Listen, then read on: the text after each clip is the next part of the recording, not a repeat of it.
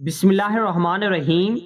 جب تاج برطانیہ نے ہندوستان چھوڑنے کا اصولی فیصلہ کر لیا تو اس وقت ایک اہم سوال یہ تھا کہ ہندوستان کے ان 584 ریاستوں اور رجواڑوں کا کیا بنے گا جنہوں نے ضرورت کی ہر گھڑی میں تاج کے ساتھ اپنی وفاداری نبھائی تھی۔ یہ وفاداری فوجی امداد سے لے کر مالی امداد تک ہر سطح پر قائم تھی۔ اس لیے ان ریاستوں کے راجوں مہاراجوں کا خیال تھا کہ تاج برطانیہ ان کے مفادات کا ہر صورت تحفظ کرے گا۔ لیکن جب آزادی کے اعلان سے 2.5 ہفتے پہلے 26 جولائی کو لارڈ ماؤنٹ بیٹن نے ریاستوں کے نوابوں اور مہاراجوں کا دربار منعقد کیا تو اس میں اپنا دو ٹوک موقف بیان کر دیا کہ کسی ریاست کو آزاد حیثیت نہیں دی جائے گی، بلکہ انہیں پاکستان اور انڈیا میں سے کسی ایک کا انتخاب کرنا پڑے گا۔ اس حوالے سے کوئی واضح پالیسی بھی نہیں دی گئی، جس کی وجہ سے کئی ریاستیں آخر تک ڈاؤٹ کا شکار رہی۔ کانگریس اس معاملے میں شروع ہی سے دو ٹوک موقف رکھتی تھی کہ تمام ریاستیں ہندوستان کا جزو ہیں اور انہیں کسی صورت الگ نہیں کیا جائے گا۔ اس تناظر میں کانگریس نے سردار پٹیل اور وی پی مینن کی سربراہی میں خود مختار ریاستوں کے ساتھ مذاکراتی ٹیم بھی تشکیل دے دی، جس پر انہیں لارڈ ماؤنٹ بیٹن کی واضح حمایت بھی حاصل تھی۔ بیکانیر، برودا اور راجستھان کی کچھ دوسری ریاستوں نے آغاز میں ہی بھارت میں شمولیت کا اعلان کر دیا، تاہم کئی ریاستیں ایسی بھی تھیں جو بھارت میں شمولیت نہیں چاہتی تھی۔ ان میں سے کچھ چاہتی تھی کہ انہیں آزاد حیثیت تسلیم کر لیا جائے، جبکہ کچھ پاکستان میں شامل ہونا چاہتی تھی۔ ہندوستان کی جنوبی ساحلی ریاست ٹرانکور وہ پہلی ریاست تھی جس نے بھارت میں شمولیت سے انکار کیا تھا۔ ریاست اسٹریٹجک حوالے ہی سے اہم نہ تھی بلکہ مدنی وسائل سے بھی مالا مال تھی۔ اس کے دیوان سر سی پی رمام شوامے ایار، جو ایک ممتاز وکیل بھی تھے، انہوں نے 1940 میں ہی اپنی ریاست کی آزاد حیثیت برقرار رکھنے کا اعلان کر دیا تھا، جسے قائد اعظم کی حمایت بھی حاصل تھی اور کسی حد تک برطانیہ کی بھی، کیونکہ ریاست مونازائٹ نامی دھات سے مالا مال تھی جسے ایٹمی ہتھیاروں کی تیاری میں استعمال کیا جا سکتا تھا۔ دیوان جولائی 1947 تک اپنے موقف پر ڈٹے رہے، لیکن کیرالا سوشلسٹ پارٹی کے ایک کارکن کی جانب سے دیوان کو جان سے مارنے کی کوشش کی گئی، جس کے بعد دیوان نے بھارت میں شمولیت کا اعلان کر دیا۔ موجودہ انڈیا میں ٹرانکور کا رقبہ اب کیرالا، کنیا کماری اور تامل ناڈو پر مشتمل ہے۔ راجستھانی ریاست میں سب سے بڑی راجپوتانہ ریاست جودھ پور کا معاملہ بھی عجیب نوعیت کا ہے۔ 93,424 مربع کلومیٹر پر مشتمل ریاست کی تاریخ 1226 تک جاتی ہے۔ ریاست کا بادشاہ ہندو تھا اور یہاں کی اکثریت بھی ہندو مت سے تعلق رکھتی تھی، مگر بادشاہ کا رجحان پاکستان کی جانب تھا۔ مہاراجہ ہنونت سنگھ کا خیال تھا کہ اس کی ریاست کی سرحدیں چونکہ پاکستان کے ساتھ ملتی ہیں، اس لیے پاکستان میں شمولیت اس کے لیے زیادہ سود مند ہوگی۔ قائد اعظم محمد علی جناح نے بھی اسے ہر ممکن تعاون کی یقین دہانی کرائی تھی، جس پر ایک وقت میں وہ کراچی آنے کے لیے تیار بھی ہو گیا تھا۔ جیسے ہی سردار پٹیل کو اس کا علم ہوا، اس نے مہاراجہ کو ایک مسلمان ملک کا حصہ بننے سے روکا اور متوقع خطرات سے آگاہ کیا، جس کی وجہ سے مہاراجہ نے کراچی جانے اور پاکستان میں شمولیت کا ارادہ ترک کر کے بھارت میں شمولیت کے کاغذات پر دستخط کر دیے۔ رقبے کے لحاظ سے ہندوستان کی دوسری بڑی ریاست بھوپال بھی آزادی چاہتی تھی۔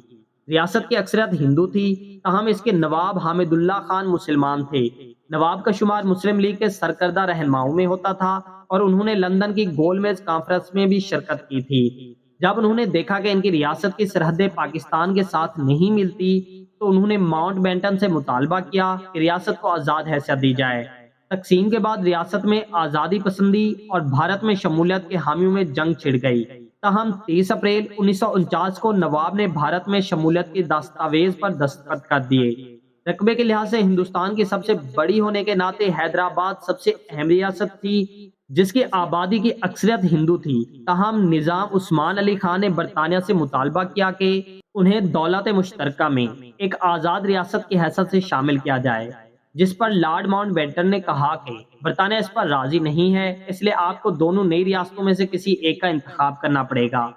نظام کو قائد اعظم کی حمایت حاصل تھی کیونکہ انہوں نے مسلمانوں کی سب سے قدیم ریاست کے دفاع کا وعدہ کر رکھا تھا، تاہم پٹیل کا کہنا تھا کہ حیدرآباد کی آزاد حیثیت بھارت کے پیٹ میں پھوڑے کی طرح ہوگی۔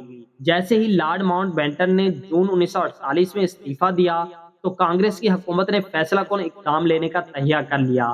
ऑपरेशन पोलो के तहत भारत ने सितंबर 1948 में अपनी फौजें रियासत में भेज दी और 4 दिन की जंग के बाद भारतीय फौजों ने रियासत पर कब्जा कर लिया और निजाम को बदले में रियासत का गवर्नर बना दिया गया। मौजूदा इंडिया में इस रियासत को 3 हिस्सों में बांटकर इसके 3 सूबे बनाए गए हैं, जिनमें तेलंगाना, कर्नाटक और महाराष्ट्र शामिल हैं। हैदराबाद की तरह जूनागढ़ ने भी 15 अगस्त तक भारत में शमूलियत का फैसला नहीं किया था। काठियावाड़ की रियासत में जूनागढ़ भी सबसे अहम रियासत थी, जहां नवाब मोहम्मद मुहब्बत खान सोम एक हिंदू अक्सरियती रियासत का हाकिम था। 1947 के अवाइल में दीवान ऑफ जूनागढ़ नबी बख्श ने मुस्लिम लीग के सर शाहनवाज भुट्टो को रियासत के कौंसल वजीर का ओहदा संभालने के लिए दावत दी। दीवान की अदम मौजूदगी में भुट्टो ने दीवान का ओहदा संभाल लिया और नवाब पर जोर दिया कि वो पाकिस्तान में शामिल हो जाए। जब पाकिस्तान ने नवाब की पाकिस्तान में शमूलियत की दरख्वास्त कबूल कर ली तो भारतीय रहनुमाओं ने इस फैसले को जनहा के 2 कौमी नजरे के मुखालिफ करार दिया, जिस पर रियासत में हालात खराब हो गए। नवाब कराची चला गया। सरदार पटेल ने रियासत में रेफरेंडम कराने का मुतालबा किया और साथ ही फौजें भेज दी। कश्मीर में मुसलमानों की अक्सरियत थी, जबकि इसका महाराजा हरि सिंह सिख था। चुनांचे उसे मालूम था कि अगर इसने भारत में शमूलियत इख्तियार की तो मुसलमान बगावत कर देंगे, और हुआ भी यही। महाराजा के खिलाफ बगावत में 2 लाख लोग मारे गए।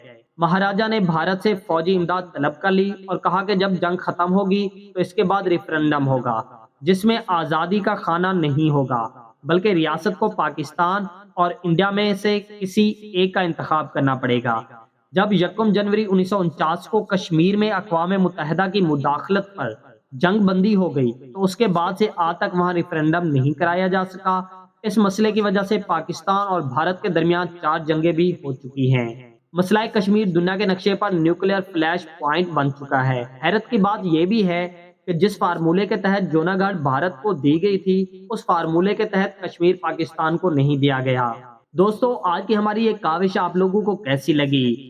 कमेंट सेक्शन में अपनी राय का इजहार जरूर करना है और वीडियो को भी लाइक कर लेना है, और इस तरह की न्यू इन्फॉर्मेशन वीडियोस देखने के लिए हमारे चैनल को भी सब्सक्राइब कर लें।